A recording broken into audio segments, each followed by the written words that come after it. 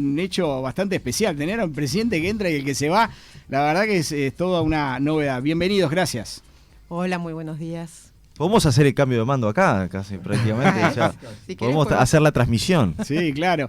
Bueno, hay muchos temas para hablar. Tenemos una asamblea de derechos humanos en el día de mañana en el Palacio Legislativo, donde se van a hablar de distintos temas.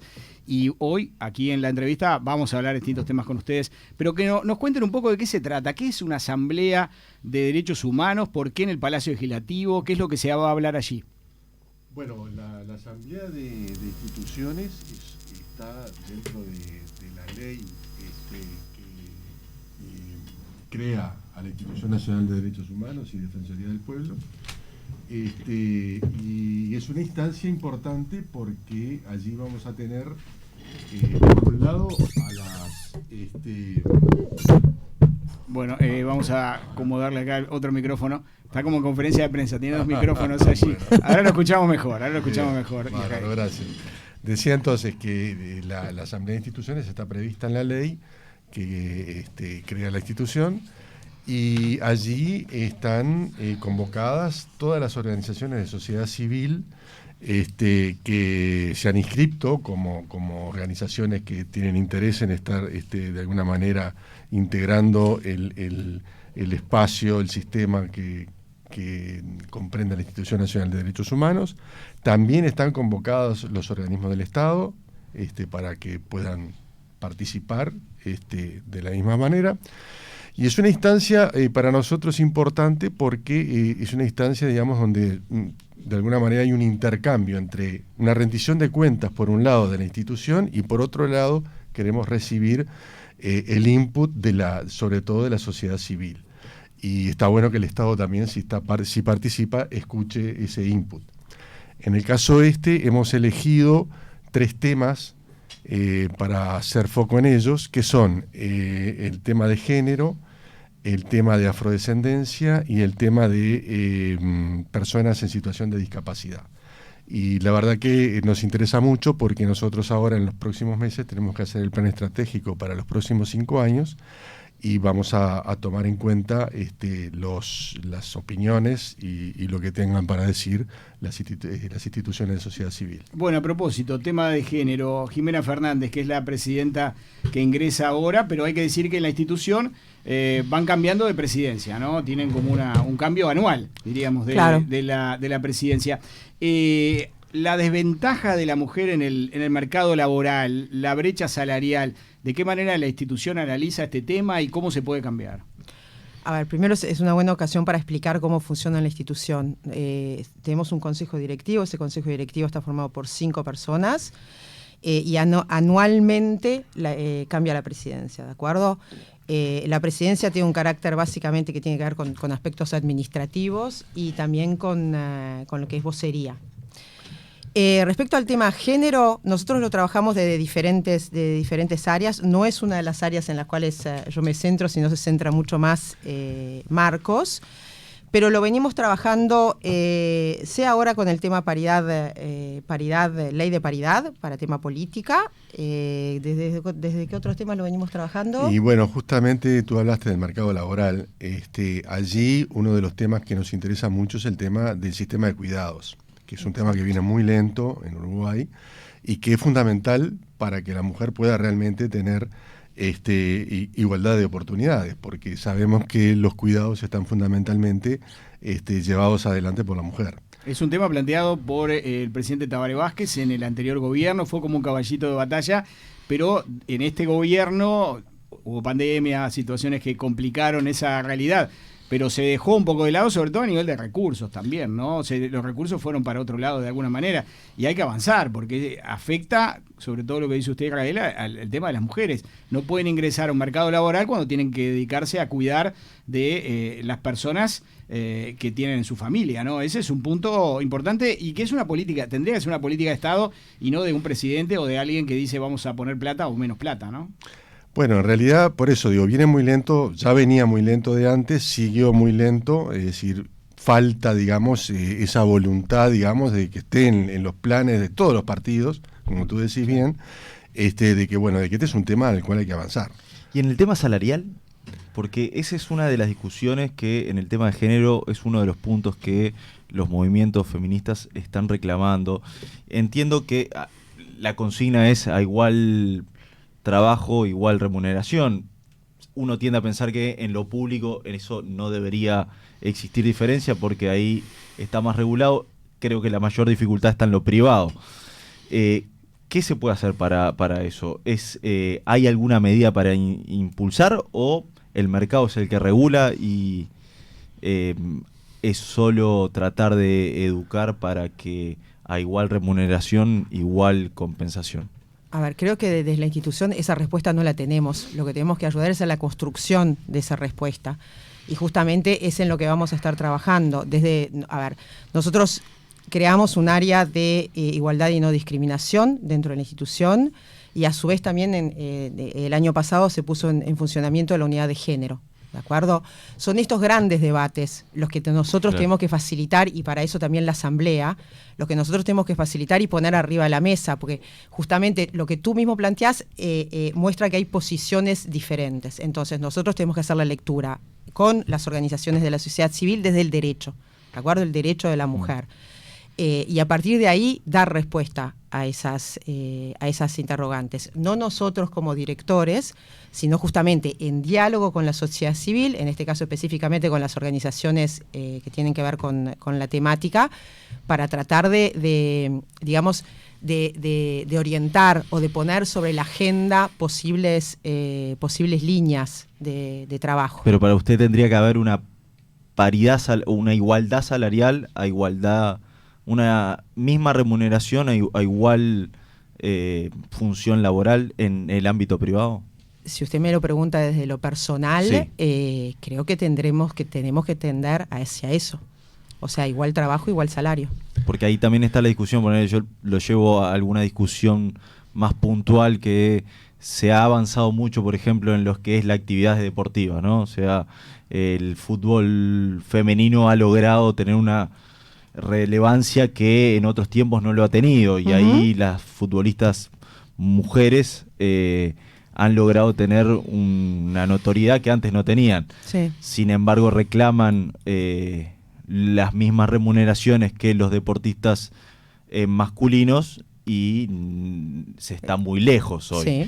Y quizás ahí hay un tema de sponsoreo y todo, y es imposible quizás equiparar el sueldo hoy de los deportistas varones a de las mujeres. Claro, de un día para el otro es imposible. Ahora, si usted empieza a darle mayor visibilidad al fútbol femenino, como está sucediendo por ejemplo, con lo que pasó ahora en España. Sin duda, por eso lo llevaba. Le da mucho mayor visibilidad, por lo tanto eso atrae más al sponsoreo. Con atracción más del sponsoreo es posible que usted también el fútbol femenino reciba más dinero, más ganancias, por lo tanto es más posible ir hacia más salarios. O sea, vuelvo a lo mismo que dije antes, poner los temas en la agenda, darles visibilidad, ver dónde están esas posibles vulneraciones, que son por las que tú estás planteando, por ejemplo, para así poder avanzar. De un día para el otro, evidente, no.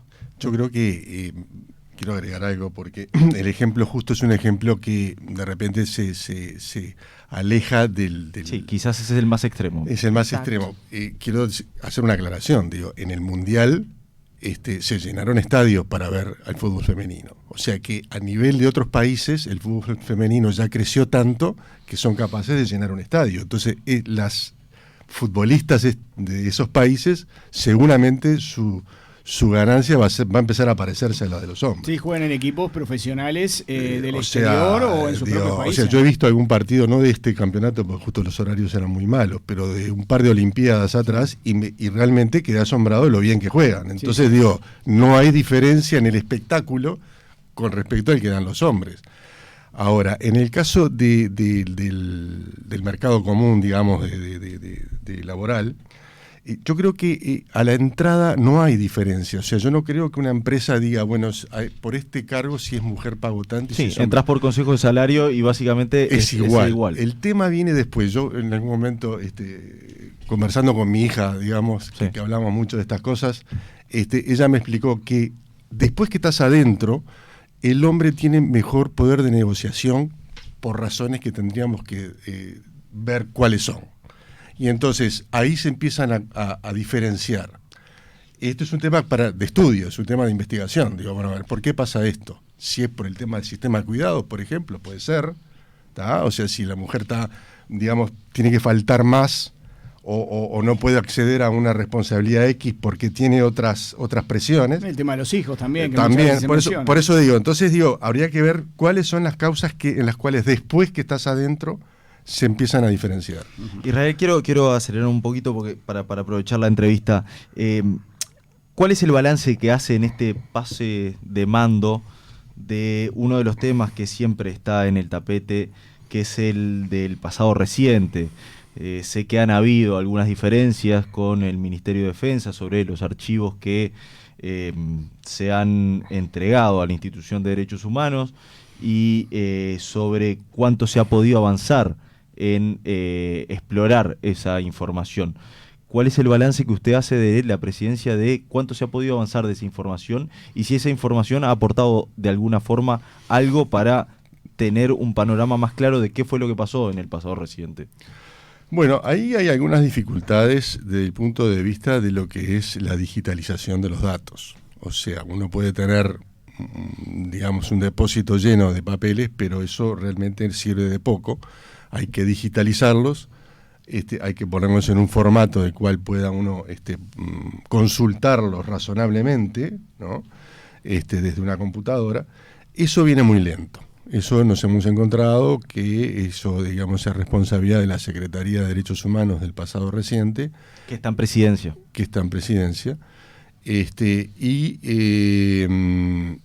Eso ha sido lento desde que nosotros estamos ahí, vemos. Ya nos habían dicho que venía lento desde antes y sigue siendo lento. Ustedes le aclararon esto a García, ustedes tuvieron una reunión la semana pasada, ¿no? Porque Sí. García habló de la institución, no habló de la Secretaría cuando habló del atraso. No, a ver, nosotros tuvimos una reunión con García, que fue a instancia nuestra, básicamente para hablar del archivo que está en el Ministerio y para también plantearle cuál era nuestra perspectiva de cómo trabajar, ¿de acuerdo? Cómo trabajar más allá del archivo que está en el Ministerio. Porque estamos empezando con un proyecto que busca intentar darle forma a la institución trabajando con los archivos. Nosotros tenemos el problema de la digitalización, eso se lo explicamos, es un tema que tenemos que estar resolviendo o que tienen que resolver la Secretaría. Eso no quita que podemos en el entretanto, mientras resolvemos eso y estamos en contacto con la Secretaría, tratar de hacer un primer mapeo, porque aunque parezca chiste, Sí, está claro. no hay un mapeo de qué archivos hay, dónde están, qué volumen tienen. Entonces, comenzar por un mapeo, mientras se trabaja en paralelo por buscar acelerar el proceso de digitalización. Y a su vez también nosotros tenemos, que eso se lanzó este año, el repositorio, que es en un acuerdo con la Universidad de la República. Ahí tenemos digitalizado básicamente lo que es el archivo Berruti y se puede hacer consulta pública, o sea, se puede ir a la universidad y hacer consultar esos archivos. Ese proceso es el que tenemos que seguir avanzando y levantar el desafío de la digitalización. ¿Qué pasa con el tema, hablando de las situaciones y de los vínculos con la UDELAR?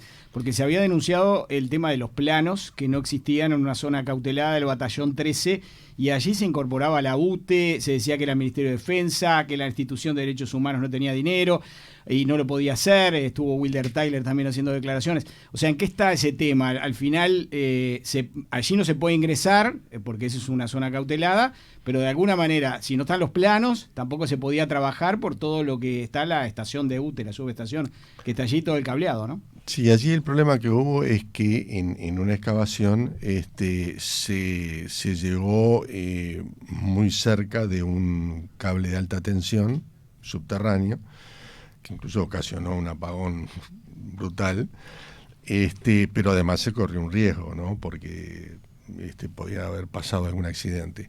Entonces, a partir de ahí, la cuestión de los planos es un poquito, por lo que pudimos investigar, es posible que no existan. O sea, porque esos son trabajos que alguien los manda a hacer, lo hacen y sin un plano. Pasa incluso en edificaciones urbanas. O sea que, digamos, después de mucho tiempo, que es sorprendente, pero bueno, nos convencieron de que efectivamente no hay planos y que por lo tanto, bueno, hay que tener el cuidado de seguir excavando y sabiendo de que está ese riesgo. ¿Pero eso se va a volver allí? Se pueden detectar.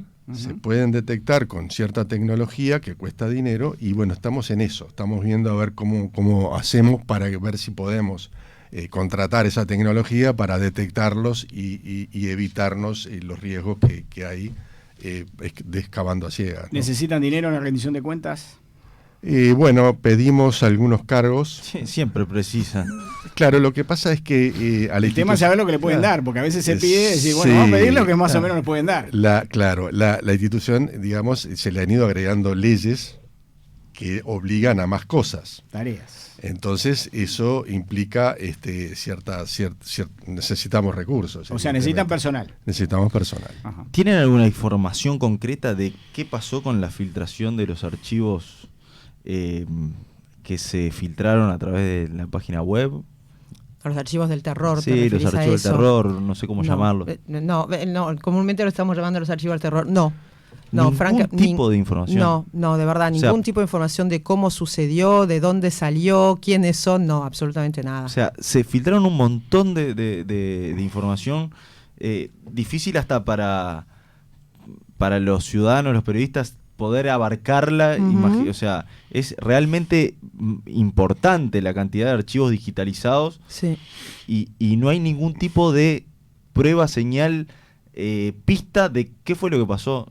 ¿No es preocupante eso para ustedes? Porque es alguien que tiene acceso a una información, no Muy muchas privilegiada. personas pueden acceder a toda esa información, ¿no? Está claro, uno, de que no tenemos la más mínima noción, ni nadie en nuestro entorno tiene la más mínima noción, ninguna institución, ni la universidad, nosotros, nadie tiene esa información de cómo se hizo. Aparte, por lo que sabemos, están digitalizados con una particular calidad, Sí. usando... Y bueno, sí, eso supone, es un tema preocupante. ¿Por qué? Porque aparte, a ver, para un periodista como vos, si vas a hacer una investigación, no tenés la seguridad de si lo que hay es real, no es real. No, tiene toda la pinta que es real y tiene para toda mí la pinta, pero es una digo, ensalada de caramelo, pero digo, claro, por pero otro no. lado lo pienso desde la seguridad Exacto. del Estado y me genera preocupación que alguien Sí. tenga un acceso tan privilegiado a un montón de... ¿Se Sí. tomó Son básicamente los archivos Berruti. Claro, lo que está ahí son por eso digo, básicamente los ¿se tomó archivos alguna Berruti. medida nueva para extremar cuidados, por ejemplo? ¿Saben si se tomó algún tipo ¿Fiscalía? de medida? ¿Qué les ha dicho Fiscalía? Está investigando, pero no hay noticias. No, nosotros lo que podemos decir de nuestro lado Sí. es, primero, que nosotros, esos archivos, los archivos Berruti, son los que están en el repositorio, Sí. en la universidad. Las medidas de seguridad que hay hasta ahora, que siempre estuvieron, es que no están en línea, o sea, hay que ir físicamente para mirarlos. Después, por el resto, esa seguridad no es responsabilidad nuestra. No, está claro. Digo, por lo tanto, de verdad no, o sea, no hemos tomado ninguna medida particular, porque la medida que tenemos ya es correcta. Y tampoco tenemos nada mucho más para hacer al respecto. ¿Y creen que como institución creen que eso perjudica, que se hayan hecho públicos perjudica en alguna medida o entorpece algún tipo de investigación o algo? Yo no creo que entorpezca nada, digo, el único tema es el cuidado, digamos, de la información sensible, que según la ley hay que tener cierta reserva, que bueno, que esto en este caso queda evidentemente totalmente abierto, ¿no? Uh-huh.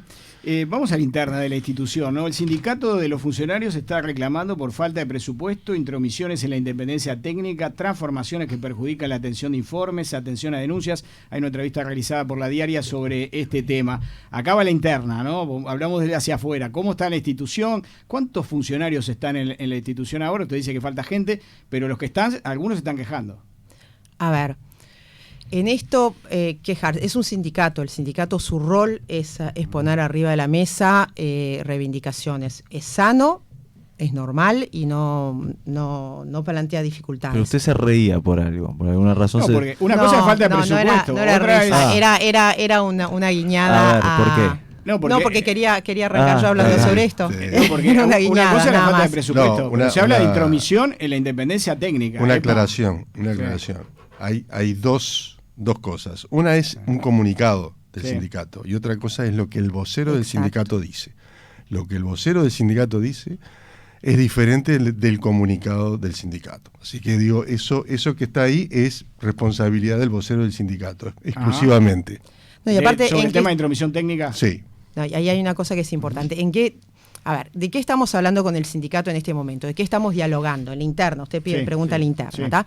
Entonces, ¿de qué estamos dialogando? Estamos dialogando básicamente en torno a una de las áreas, que es la de la Defensoría, viendo si faltan o no faltan recursos humanos, si hay maneras de mejorar posibles situaciones o no. Respecto a eso, el sindicato nos presentó hace un tiempo ya, ahí sí nosotros tuvimos un debe, demoramos un poco, un informe, una especie de, digamos, de diagnóstico con sugerencias desde la perspectiva de ellos, ¿de acuerdo? Entonces, ese diagnóstico nosotros lo tomamos, demoramos, pero lo tomamos, y que fue este viernes, si no me equivoco, el jueves de la semana pasada, hicimos una devolución al sindicato respecto a esas sugerencias, donde básicamente, de memoria, pero puede haber alguna que no, pero básicamente las tomamos todas, o sea, dijimos a todas que sí, a la vez que decidimos que contratar a la Universidad de la República, a la Facultad de Psicología, para trabajar un proceso que va a durar un año entero, el tema clima laboral, clima interno, que es digamos, un desafío histórico dentro de la institución, y ver cómo justamente se pueden reorganizar procesos y reorganizar institucionalmente de forma tal a superar eso. ¿Cuántos funcionarios tiene la institución? Unos 70. Unos 70, ¿no? Sí. Bien. ¿Por qué decidieron abrir una investigación de oficio por la denuncia de periodistas en TV Ciudad, que se hablaba de presiones, denuncias públicas? En realidad por CAINFO, es decir, CAINFO es una institución muy, muy sólida, ¿no? Y bueno, si CAINFO pone arriba de la mesa eso, igual que si lo hubiese puesto sobre Canal 5, o sea, sobre un canal público, hubiésemos hecho una investigación de oficio. La investigación de oficio lo que implica básicamente es pedir información, y sobre esa información después puede haber acuerdo, puede no haber acuerdo, se puede hacer una recomendación. Digo, no significa preculpabilidad, por decirlo de algún modo. Es simplemente una organización muy sólida en términos que tienen que ver con libertad de prensa y con libertad de expresión, que muestra su inquietud, y nosotros, por lo tanto, decidimos preguntar a la contraparte, bueno, ¿cómo es el tema? ¿Y cuánto tiempo lleva todo ese proceso? ¿Puede haber una resolución o quizás el tema queda por ahí y la institución no dice nada? Los procesos en general de la Defensoría toman meses, ¿de acuerdo? Son procesos donde no está, el tema no es apurarse, el tema es hacerlo bien. Para que la audiencia entienda, imagino que ahí lo que se realiza es citar a distintos trabajadores, consultar... Lo primero que se hace normalmente, en este caso o en cualquier otro, lo primero que se hace es se recibe una denuncia o se toma una de oficio, se ve cuál es el tema, se pide información a la organización que es denunciada o sobre en la este cual caso se TV va. Ciudad. Claro, se pide información, ¿de acuerdo? En este caso, sinceramente, no sé cuál fue la información exacta que se le está pidiendo, pero seguramente tiene que ver con lo que son las denuncias que andan en la vuelta. En función de lo que se devuelve, ¿de acuerdo? Sí. Ahí se pasa a una segunda etapa donde puede justamente se puede llamar a haber entrevistas con personas o lo que fuere.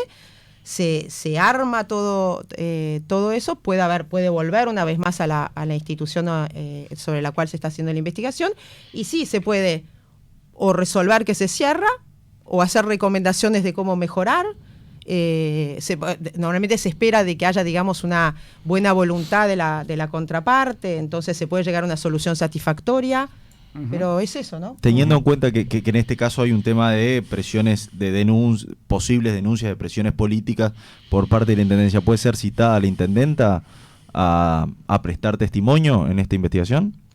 Eso lo resuelven, a ver, el trabajo de la Defensoría lo hace un conjunto de técnicos, quienes nos van, claro, digamos, diciendo por dónde... Orientando. Por lo tanto, es una respuesta que no te puedo dar la respuesta. Teóricamente no es imposible.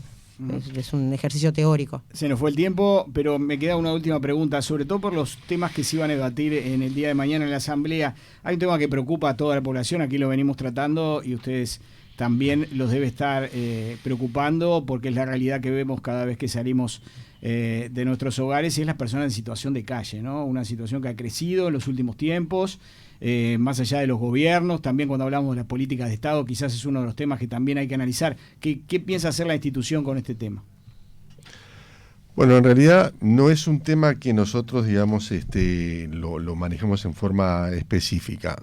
Sí nos ha pasado que de pronto alguna persona en situación de calle denuncia alguna cosa que no funciona o que le parece mal en los refugios, por ejemplo. Entonces, en ese caso, hacemos una gestión de buena voluntad, digamos, tratando de hablar directamente con la gente del refugio y decirle, pasa tal cosa, y generalmente tenemos una buena respuesta del otro lado. De esas denuncias hemos recibido varias, y nosotros las tomamos, recibimos a la persona, las tomamos y hacemos esa gestión, digamos, de tratar de ver qué es lo que pasa en tal lado. Si se repite, como ha pasado en algún caso, que en un refugio se repite un problema, se hace una inspección. Uh-huh. Con respecto a la denuncia que hizo un párroco de la zona de Malvín sobre algunas agresiones que sufrieron algunas personas, ¿le llegó alguna denuncia a la institución o ese tema lo conocen por los medios? No nos llegó ninguna denuncia. No hay nadie que haya denunciado que ha sido agredido por nadie. No. Ese tema no. Bueno, Marcos Israel, presidente de la Institución de Derechos Humanos, Jimena Fernández, presidenta entrante, gracias por haber venido aquí a los estudios de Universal, por esta entrevista, y bueno, vamos a estar atentos de la asamblea del día de mañana. Y buena gestión. Un gusto. Muchísimas Muchas gracias. Gracias. Hasta luego. Nos vamos, se viene punto de encuentro a la mañana de Universal.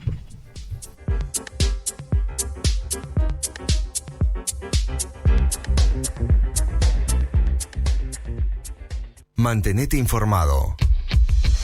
970universal.com